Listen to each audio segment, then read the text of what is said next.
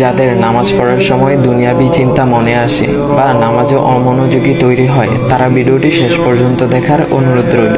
হযরত আলী রাদিয়াল্লাহু তাআলা আনহুর কাছে একজন ব্যক্তি এসেছে।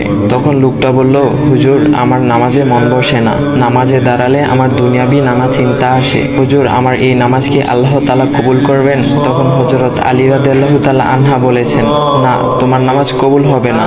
তখন লোকটা মনে অনেক কষ্ট নিয়ে চলে যাচ্ছেন।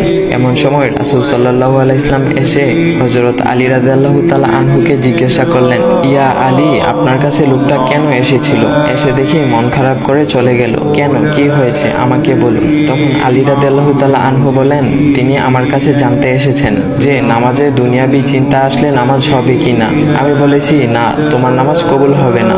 রাসূল সাল্লাল্লাহু আলাইহি ওয়াসাল্লাম তখন বলেন, ইয়া আলী, আপনাকে আমি একটা চাদর উপহার দিতে চাই, তবে একটা শর্ত আছে।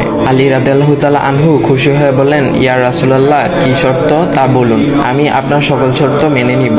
বুঝতেই তো পারছেন রাসূল সাল্লাল্লাহু আলাইহি ওয়াসাল্লামের চাদর বলে কথা। তখন রাসূল সাল্লাল্লাহু আলাইহি ওয়াসাল্লাম বললেন, ইয়া আলী, আপনি যদি এই মুহূর্তে 2 রাকাত নামাজ একনিষ্ঠভাবে পড়তে পারেন দুনিয়াবি সকল চিন্তা দূর করে, তাহলে আমি আপনাকে সেই চাদরটি উপহার দেব। আলী রাদিয়াল্লাহু তাআলা আনহু বলেন, এটা তো সাধারণ ব্যাপার। আলী রাদিয়াল্লাহু তাআলা আনহু তখন নামাজে দাঁড়িয়ে গেলেন আর তিনি নামাজ পড়তে শুরু করলেন। এমন সময় তার মনের মধ্যে শুধু ভাবনা চিন্তা আসতে শুরু করলো, আচ্ছা, আমাকে যে রাসূল সাল্লাল্লাহু আলাইহি ওয়াসাল্লাম যে চাদরটা দিবেন সেটা কি ফাতিমার চাদর নাকি রাসূল সাল্লাল্লাহু আলাইহি ওয়াসাল্লামের? আচ্ছা, চাদরখানা দেখতে কেমন হবে?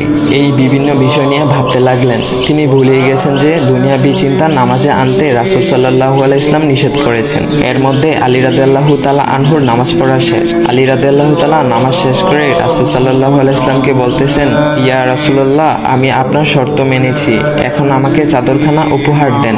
রাসূল সাল্লাল্লাহু আলাইহি ওয়াসাল্লাম বলেন, ইয়া আলী, আপনি কি একনিষ্ঠভাবে দুনিয়াবি চিন্তামুক্ত ছাড়া 2 রাকাত নামাজ পড়েছেন? তখন আলী রাদিয়াল্লাহু তাআলা আনহা মুচকি হেসে বললেন, না ইয়া রাসূলুল্লাহ, আমি আপনার চাদর নিয়ে অনেক কিছুই ভেবেছি। তখন রাসূল সাল্লাল্লাহু আলাইহি ওয়াসাল্লাম বলেন, ইয়া আলী, নামাজ তোমারও হয়েছে, আর তুমি যাকে নামাজ হবে না বলে ফতোয়া দিয়েছো তার নামাজও আল্লাহ তাআলা কবুল করে নিয়েছেন। শোনো আলী, দুনিয়াবি চিন্তা দ্বারা নামাজ বাতিল হয় না, নামাজ মহান আল্লাহ তাআলা কবুল করে নেন।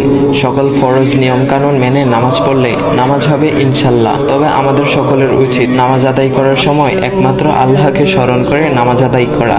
নামাজে দাঁড়ালে দুনিয়াবি চিন্তা মাথায় আসে, এটা শয়তানের একটা ফাঁদ।